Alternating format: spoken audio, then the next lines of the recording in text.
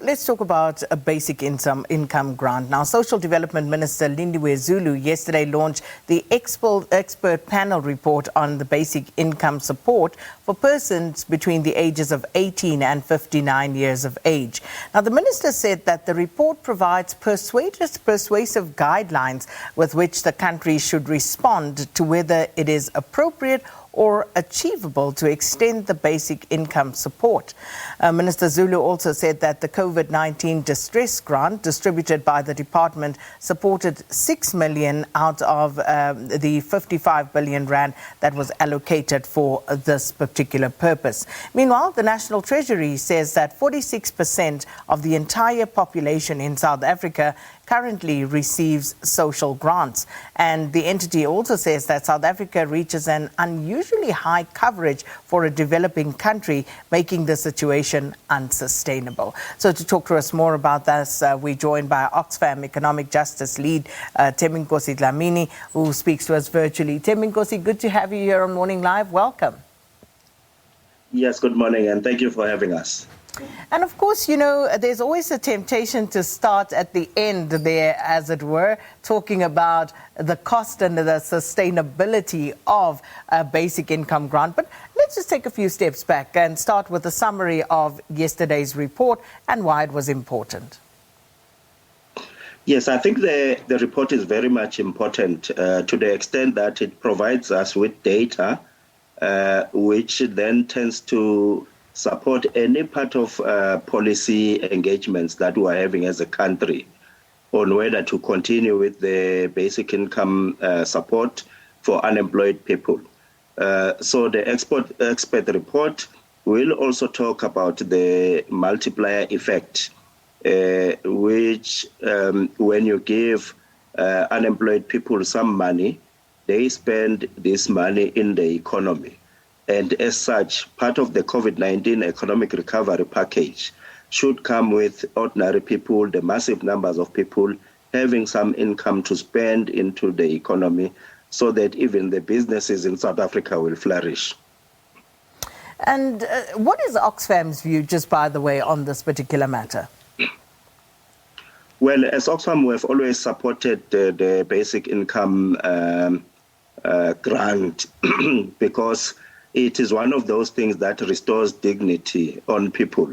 Because when people do not have access to income, they lack basic nutrition, they cannot have the things that bring dignity to people like essential soap, roll-on and things like that. So we're definitely in support of the grant as one of the measures that are important in terms of an inclusive economy and part of the measures to overcome poverty and inequality in our communities. So a basic income grant, whether universal or qualified, will basically put money into people's hands, Thembinkosi. But what sort of problems will this solve in the short to medium term, and what may be some of the drawbacks to this in the long term?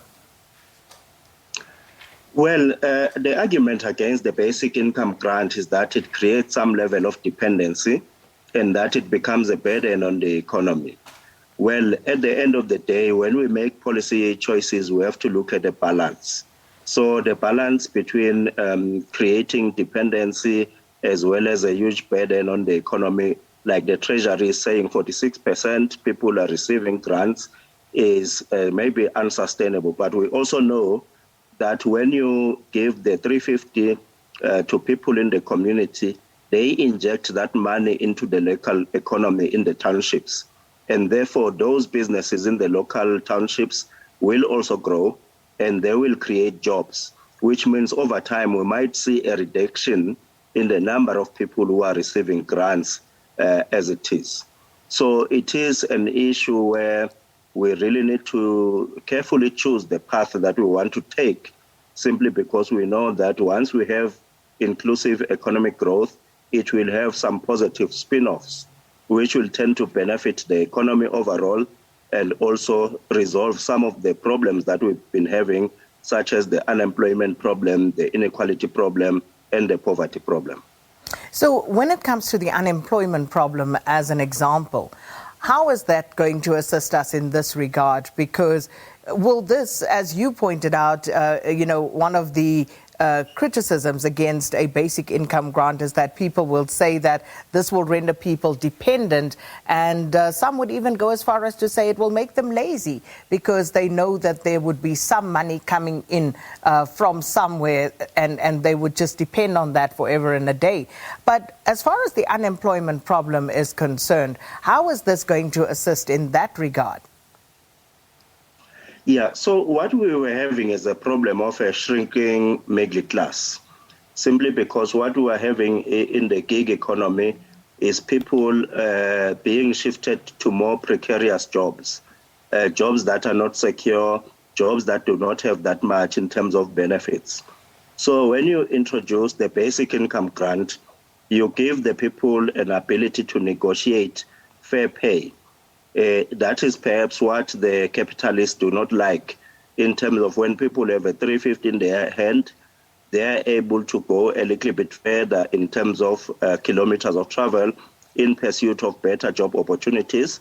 When you offer something that do not make sense, they will reject it and look for an appropriate opportunity. When you inject 350 into the economy for 6 million people, those people will, some of them use the 350 to start their own backyard businesses. For instance, grow food in their backyards. Some of them started some businesses of baking some scones and cakes and sell to the locals. That is what we talk about when we talk about the multiplier effect, because sometimes the 350 in my hands will remain 350, but 350 in some other person's hand, it will grow. Because of how the person will tend to apply that 350 and grow it over time. And that, in essence, will create more jobs because even those people in informal employment will start to generate income given the seed income that comes from the government. So if we look at the stats, National Treasury saying that 46% of the South African population currently receives a grant of some sort. Immediately you'll have people jumping and saying, but this is not sustainable.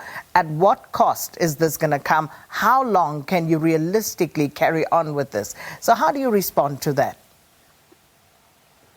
Well, I think it's an issue where the National Treasury needs to apply itself more in terms of starting to think beyond the basic income grant, to start to say, how do we work on the expanded public works program so that more and more people are engaged in that sphere of the economy and they earn some basic income whilst providing some services to the people of South Africa overall.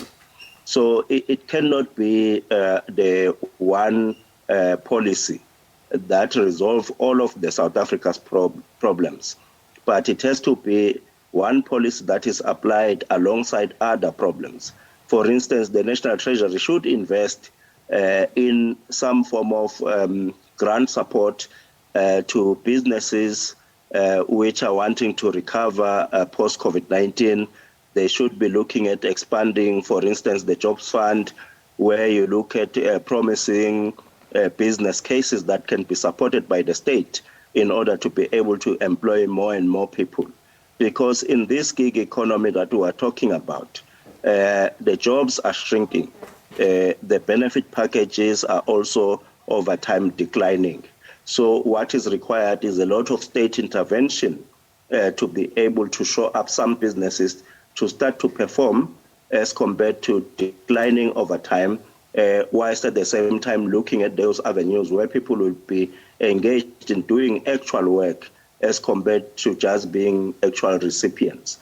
I do not think just receiving a grant gives a person dignity. Everyone wants to be employed, wants to earn an income in their own right, but the grant then becomes the fallback position in the absence of a decent job.